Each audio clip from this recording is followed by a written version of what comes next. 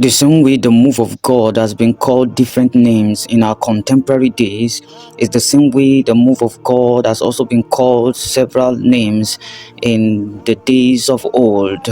Have you heard of the Azusa Street Revival? Azusa Street Revival began in April 17, 1906 in a dilapidated building at 312 Azusa Street in downtown Los Angeles. And this revival was called by some to be WEIRD Babel.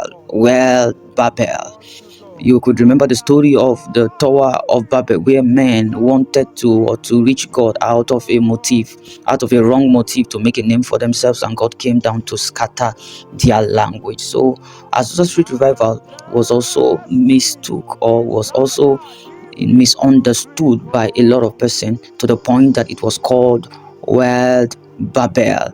Why? Because of the clash of languages that was heard, which was what the language of tongues. I want us to look to the dictionary definition of what that means. So when you look at it, it says here that it means confusion or confusing collection of strange languages. So that was what they called the Azusa Street Revival. It was a feast of tongues, and one of the pioneer of that Azusa Street Revival was the son of a former slave called Joseph Seymour. He was a VI man. I mean, he was visually impaired in one part of his eyes, his left eye.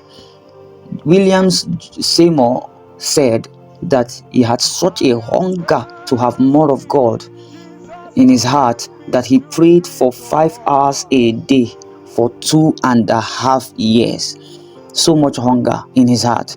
So no revival can be bettered without hunger in our hearts, in the hearts of men, and without prayer. That hunger is supposed to drive men to the place of deep intimacy in God, to bet realities. And like we know, Azusa Street Revival lasted for 100 years, and it is still speaking even in our churches today.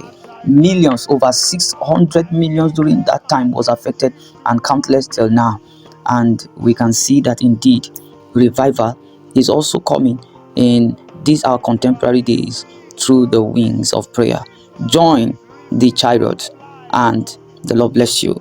Hallelujah.